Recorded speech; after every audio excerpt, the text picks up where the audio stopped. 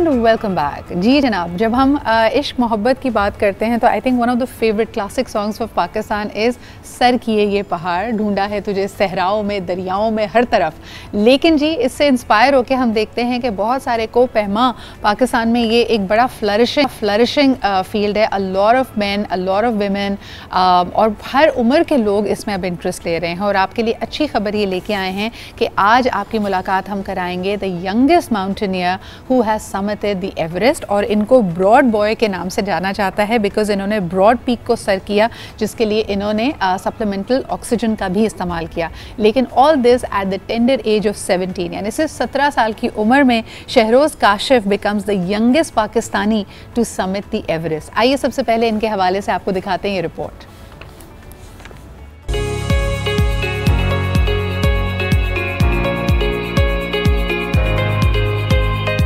हौसले बुलंद हो तो पहाड़ जैसी मुश्किल भी पार हो जाती है। पाकिस्तानी कोहे पैमा शहरोज़ काशिफ का बड़ा कारनामा।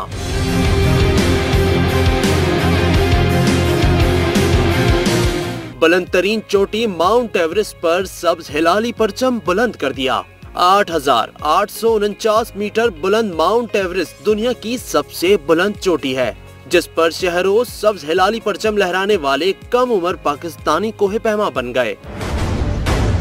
सिर्फ पहाड़, सिर्फ स्नो, सिर्फ रॉक्स, इसके अलावा और कुछ भी नहीं था।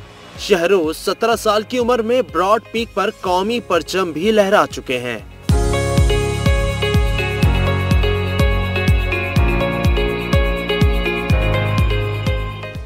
जी जनाब अली, 17 साल की उम्र में ब्रॉड पीक और उसके बाद 19 साल की उम्र में Everest and then again at 20 the youngest person to actually summit K2, जो कि कहा जाता है हाइट में ऑफ कोर्स एवरेस्ट से कम है, लेकिन ज़्यादा मुश्किल पहाड़ है सर करने के हवाले से। तो आइए आपकी मुलाकात कराते हैं शहरोज़ काशिफ से। अस्सलाम वालेकुम शहरोज़।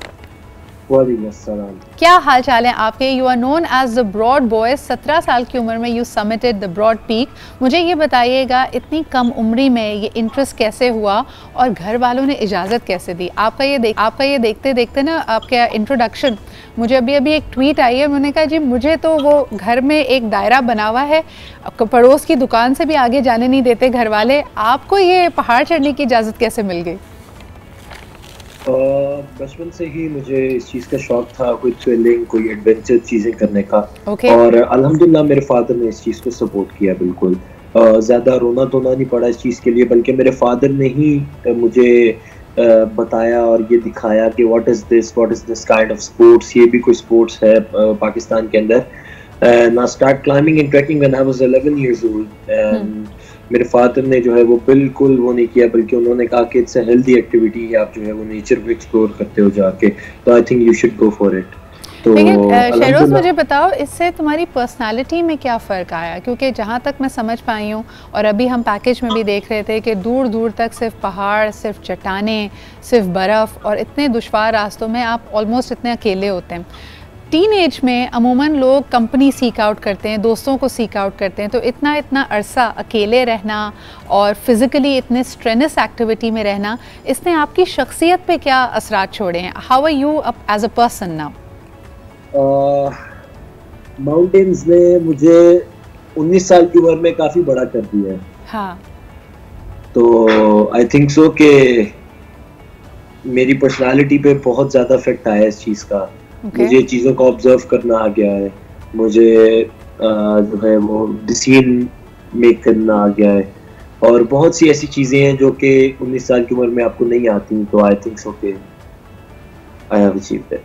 तो आपको लगता है कि आप ज़्यादा, आपके अंदर सब्र ज़्यादा आ गया है, आप खामोश तबीयत हो गए हो, या अभी भी जब दोस्तों में होते हो तो आपकी पर्सनालिटी बिल्कुल मुख्तलिफ होती है?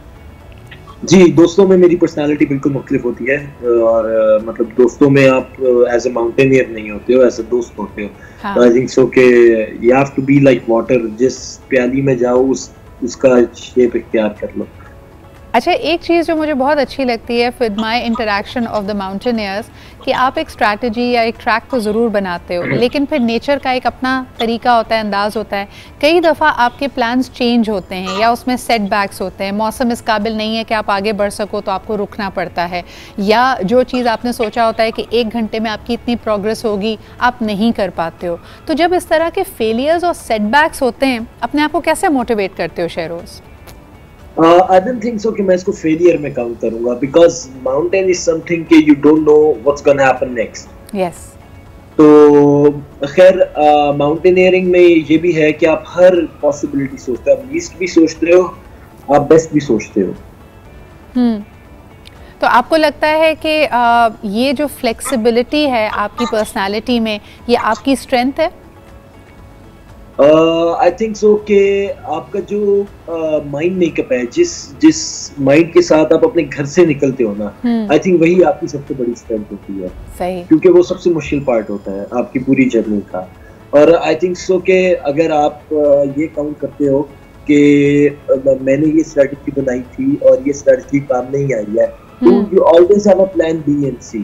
क्योंकि माउंटेन इज दैट थिंग कि one wrong step and you will be the part of history. So no one want to be a part of history. So mountain में हर तरह की possibility से आपको सामना करना पड़ता है। कभी कभार आपको कैंप 3 पे जाके वापस कैंप 2 पे भी आना पड़ता है मौसम खराब होने के बाद। तो ये it's a part of game. बिल्कुल बिल्कुल।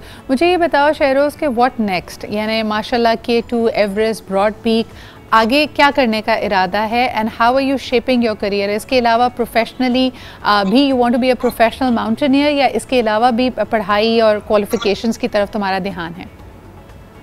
Let me clear one thing. I haven't done K2 yet. Okay. I think it's something misunderstanding or something like this. तो I haven't done K2 yet और इंशाल्लाह मेरा नेक्स्ट टारगेट जो है वो 12 जो बाकी की रह गई है peaks. I have only done Broad Peak and Mount Everest. ठीक है। 17 years old मैंने ब्रॉड पीक किया and I become the world youngest climber to summit Broad Peak, और अब मैंने माउंट एवरेस्ट किया and I am first youngest Pakistani climber to summit Mount Everest. तो I haven't done K2 yet, तो इंशाल्लाह let's see कि मैं इस 14 पीक्स को समिट करूंगा इंशाल्लाह ताला। Thank you so much Shehroz for joining us this morning. हम लेते हैं सा break. It was a pleasure to talk to you. और ये तमाम चीज़ों के लिए बड़ी हैवी प्राइस देनी पड़ती है, आपकी टाइम की भी, आपकी एफर्ट की भी। लेकिन on the other hand Pakistan में फ्री क्या है, इस पर हम बात करेंगे एक छोटे से ब्रेक के बाद।